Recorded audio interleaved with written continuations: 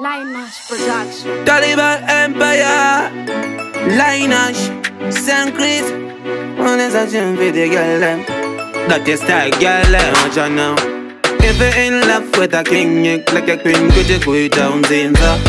Zipa nigga, unga si fit, long ever you jimmy and chachoji. Saga baby kue. Iyo tambiri kure. And it's okay, kuma shure. Neko jenga nizore.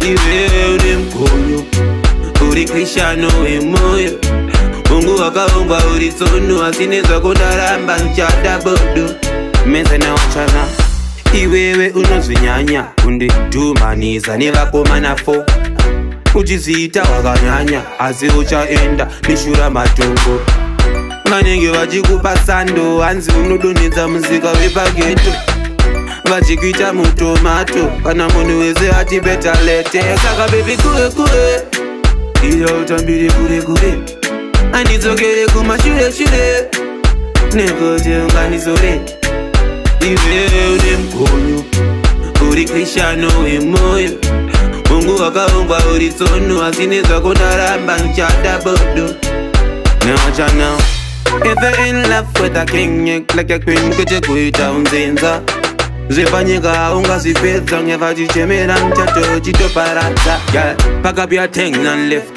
Na put yourself a walk up in a for forgiveness. I need you as you eat a gong, your honest walk out in the eater saga. Saga baby kue. Iyo tambiri kure. And it's okay, kuma shure.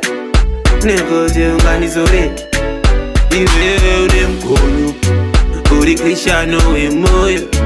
Mungu wakaumba uri sono asinezwa kudaramba nchada bodo Meze na wachana Iwewe unozinyanya Undi dumaniza nivakoma nafo Uchizita wakanyanya Asi uchaenda nishura matongo Manenge wajikupa sando Anzi unuduniza muzika wepageto Vachikuita mutomato Kana munu weze ati beta lete Saka baby kue Iyo utambiri kure Andizogere kuma shure Neko jenga nizore Iwe ule mkonyo Uri Krishano emoyo Mungu wakaumba uri sono Asinezwa kudaramba nchada bodo Newacha now If you're in love with a king You like a queen kuche kuita unzinza Zipa nigga, unga si fit, long ever you chimmy and chacho, chito parata. Girl, pack up your thing and lift. Na put yourself a walk up in a for forgiveness. I need you as you eat a gong, your honest walk out in the eater saga.